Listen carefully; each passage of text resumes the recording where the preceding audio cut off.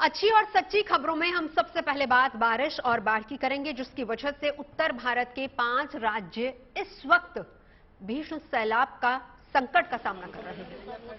इन राज्यों में हिमाचल प्रदेश है, उत्तराखंड है, चंडीगढ़ है, पंजाब है और हरियाणा शामिल है, जहां मानसूनी बारिश ने पुराने सारे रिकॉर्ड तोड़ दिए हैं। इन हालात में लोगों की मदद के लिए एनडीआरएफ, एसडीआरएफ और सेना ने मोर्चा संभाल रखा है। खासकर हिमाचल प्रदेश, उत्तराखंड, पंजाब और हरियाणा में तो मुख्यमंत्री और मंत्री बाढ़ प्रभावित इलाकों के दौरे पर निकले हैं और राहत कार्य को तेज करने के निर्देश दिए जा रहे हैं, ताकि जल्द से जल्द जनजीवन को सामान्य किया जा सके।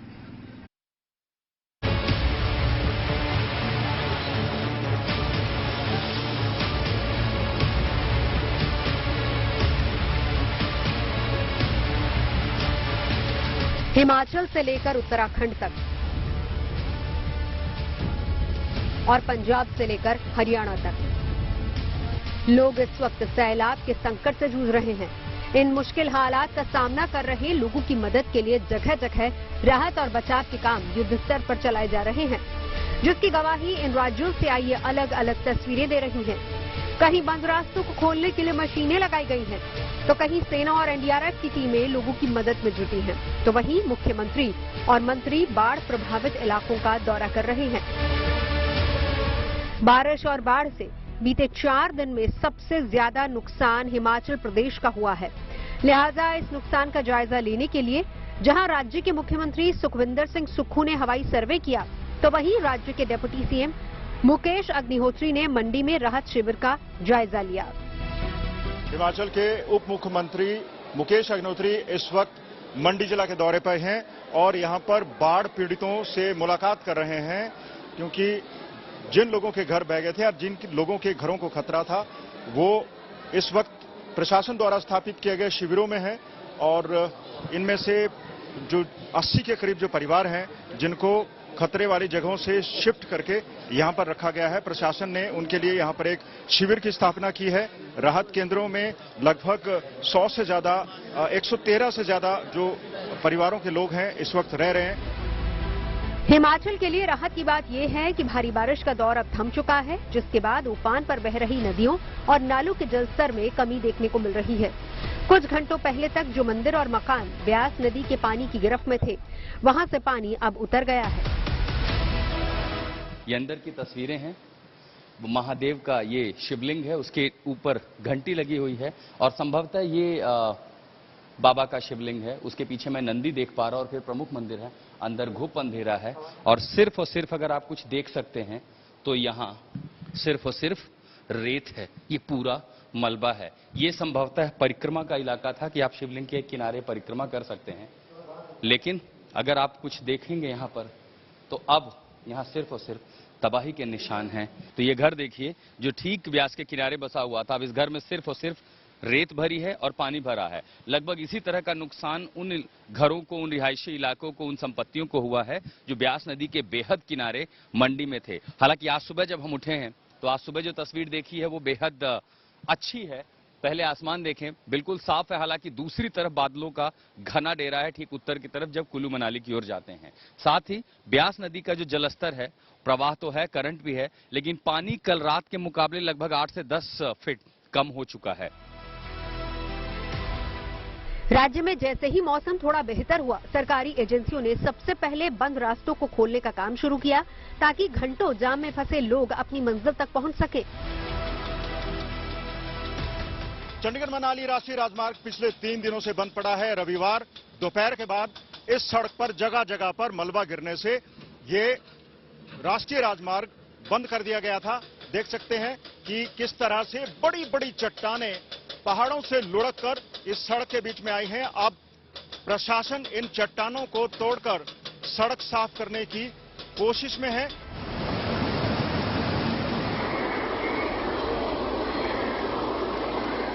लेकिन हिमाचल प्रदेश के पड़ोसी राज्य उत्तराखंड में भारी बारिश का दौर अभी भी जारी है, खासकर राज्य के ऊंचाई वाले इलाकों में।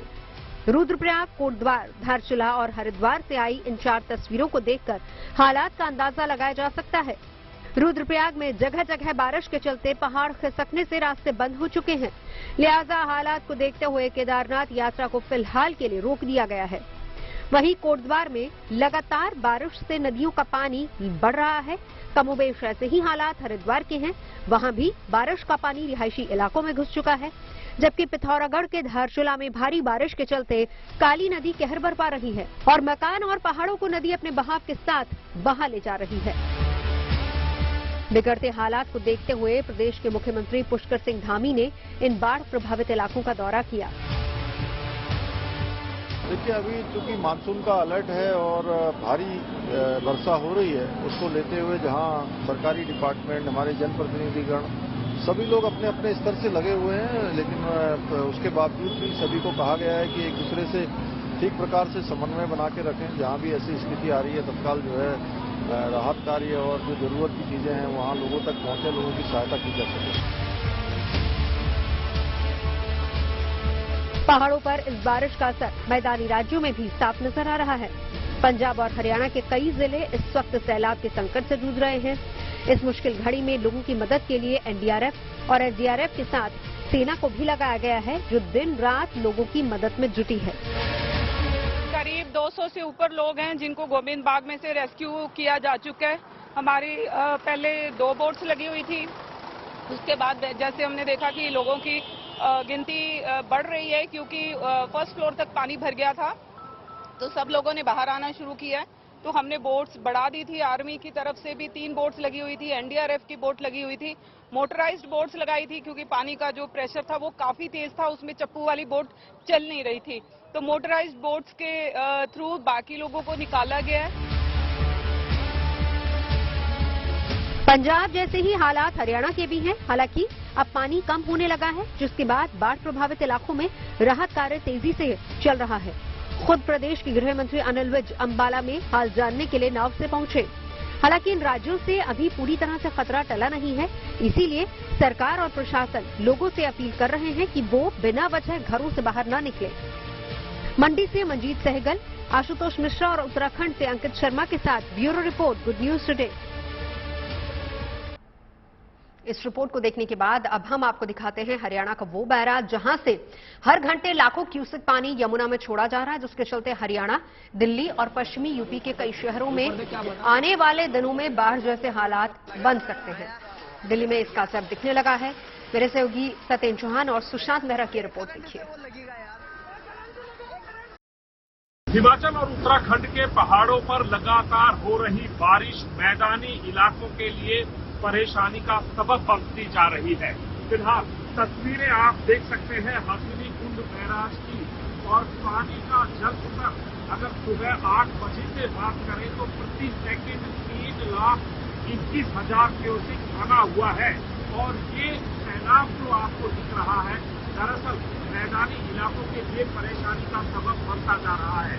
ये तस्वीरें हथिनी कुंड बैराज की है, और यहाँ से जिस तरीके से रिकॉर्ड पानी छूट रहा है, दिल्ली की तरफ बढ़ रहा है, वो पानी हरियाणा के अंबाला, पानीपत, करनाल, सोनीपत जिलों से होता हुआ दिल्ली की तरफ बढ़ रहा है। और दिल्ली में यमुना का जलस्तर जिस तरीके से रिकॉर्ड खतरे के निशान को पार कर रहा है, लग ऐसा रहा है कि आने वाले दिनों में दिल्ली के साथ साथ यमुना के सीमावर्ती हरियाणा के इलाकों में भी परेशानियां बढ़ने वाली हैं।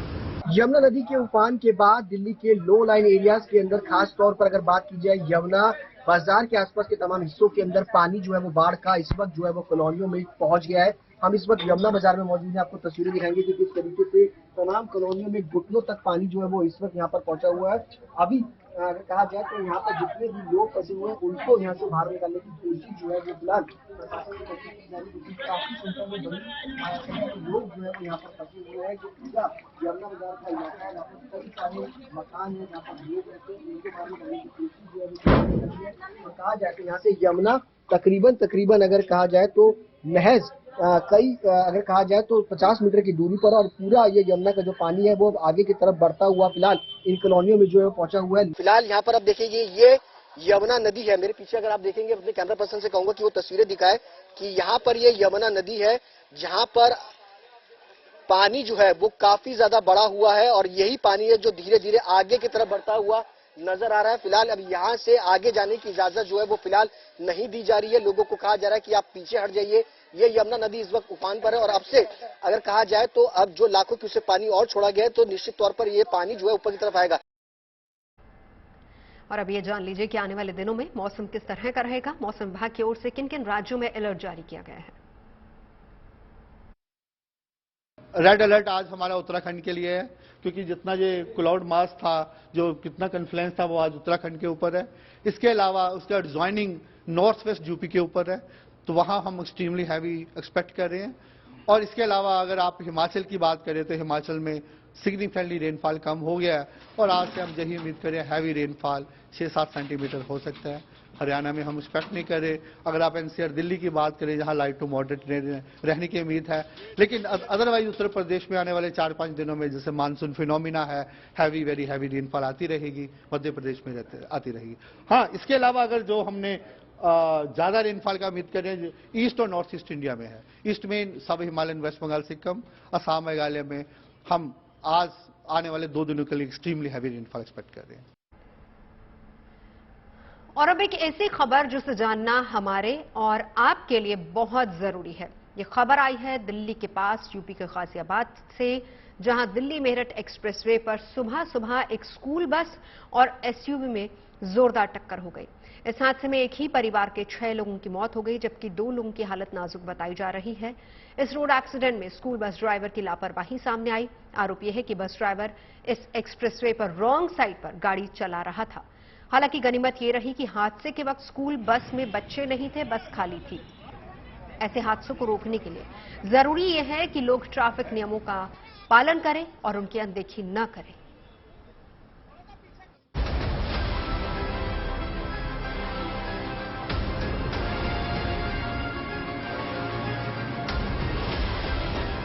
सड़क हादसे के रोंगटे खड़े कर देने वाले सीसीटीवी वीडियो को आज जिसने भी देखा वो सिहर उठा। रोड एक्सीडेंट की यह घटना दिल्ली मेरठ एक्सप्रेसवे पर सुबह सुबह हुई, जब निजी स्कूल की एक बस रॉन्ग साइड से जा रही थी। तभी सामने से आ रही एक तेज रफ्तार कार से टकरा गई।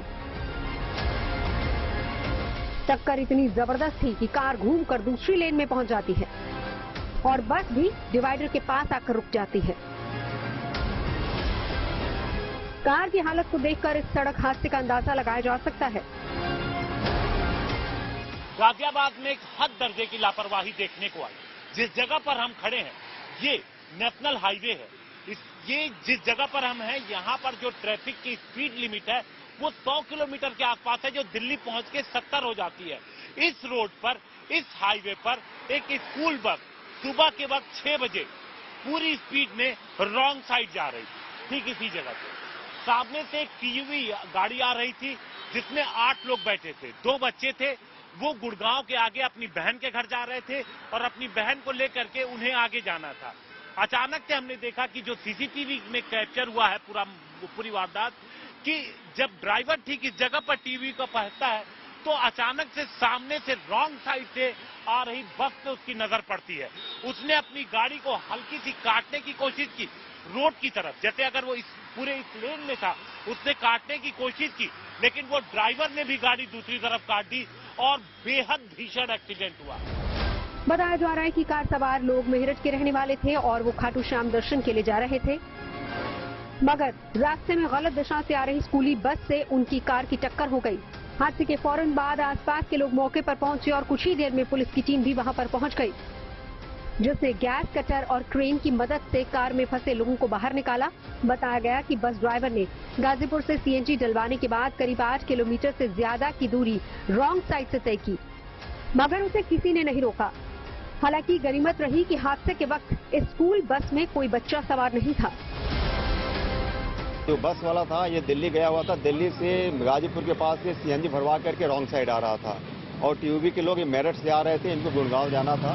ये आमने सामने का टक्कर हुआ, जिसमें 6 लोग मौके पर कैजुअलिटी हो गई है और 2 लोग गंभीर रूप से घायल, जिनका इलाज कराया जा रहा है और बस के ड्राइवर को पकड़ लिया गया। इसमें पूरी गलती बस के ड्राइवर की थी, जो दिल्ली से सीएनजी भरवाने के बाद रॉन्ग साइड आ रहा था। इस हादसे की तरह कई सड़क हादसे देश में हर साल होते हैं। शहर बदल जाता है, राज्य बदल जाते हैं, लेकिन नहीं बदलता है तो ट्रैफिक नियमों के प्रति लोगों की लापरवाही का रवैया। सरकारी आंकड़े भी इस बात की गवाही देते हैं। सड़क परिवहन मंत्रालय की ओर से 2020 में जारी रोड एक्सीडेंट इन इंडिया 2019 की रिपोर्ट के मुताबिक देश भर में साल 2019 में रॉन्ग साइड ड्राइविंग की वजह से हुए हादसों में 9,200 लोगों की जान चली गई थी, जिसमें सिर्फ नेशनल हाईवे पर 2,726 मौतें रॉन्ग साइड ड्राइविंग की वजह से हुई। ये नेशनल हाईवे पर होने वाले मौत का दूसरा सबसे बड़ा कारण है। वहीं 2020 में 20,228 जबकि 2021 में 21,491 सड़क हादसे सिर्फ रॉन्ग साइड ड्राइविंग की वजह से ही देश में हुए हैं। साल दर साल बढ़ रहे इन सड़क हादसों को रोकने के लिए सरकार ने मोटर व्हीकल एक्ट में संशोधन कर नियमों को और कड़ा किया, मगर लोग फिर भी सुधरने को तैयार नहीं। गुड न्यूज टुडे के रियलिटी चेक में भी यही बात सामने आई। नोएडा के सबसे व्यस्त चौराहों में एक सेक्टर 62 का चौराहा, जो कि नेशनल हाईवे से लगा हुआ है, मगर वहाँ बेतरतीब खड़े ऑटो और गलत जगह पर पार्क गाड़ियों को रोकने वाला कोई नहीं है। सेक्टर 62 का ये चौक है। एक सड़क जो है नोएडा के लिए जाती है और दूसरी सड़क जो है दिल्ली के लिए जाती है, जिसमें भारी बसें चल रही हैं, हाई स्पीड गाड़ियां चल रही है। और दूसरी तस्वीर आप देख सकते हैं कि इस बीच चौक में जो आपको तस्वीर देखने को मिलेंगी वो है यहाँ पे पार्क ऑटो रिक्शा की, जो यहाँ पे सवारी लेने आए हैं। गलत डायरेक्शन में इस समय ये ऑटो रिक्शा चल रहे हैं। एक तरफ गाड़ी आ रही है, दूसरी तरफ गलत डायरेक्शन में यहाँ पे ये ऑटो रिक्शा जा रहे हैं। आपको पैदल चलते हुए लोग यहाँ पे नजर आ जाएंगे, हाई स्पीड में गाड़ी चलती हुई नजर आ जाएगी। लेकिन इस समय इस चौक में ट्रैफिक पुलिस का कोई कर्मचारी मौजूद नहीं है। यहाँ पे कितने ऑटो रिक्शा पार्क है, गाड़ी जाने के लिए यहाँ पे रास्ता नहीं छोड़ा गया है। ये तस्वीरें सवाल उठाती है कि अगर यहाँ पे कोई दुर्घटना होती है तो उसका जिम्मेदार कौन होगा, ट्रैफिक पुलिस या ये ऑटो रिक्शा चालक। ऐसी ही दुर्घटना आज गाजियाबाद में हुई, जहां मेरठ से खाटू श्याम जा रही गाड़ी को रॉन्ग साइड से आ रही बस ने टक्कर मार दी। ऐसे सड़क हादसे देश में तभी रोके जा सकते हैं जब लोग ट्रैफिक नियमों को गंभीरता से लें और ट्रैफिक पुलिस भी इन नियमों का सख्ती से पालन करे। गाजियाबाद से हिमांशु मिश्रा और नोएडा से अनामिका गौर के साथ bureau report, good news today.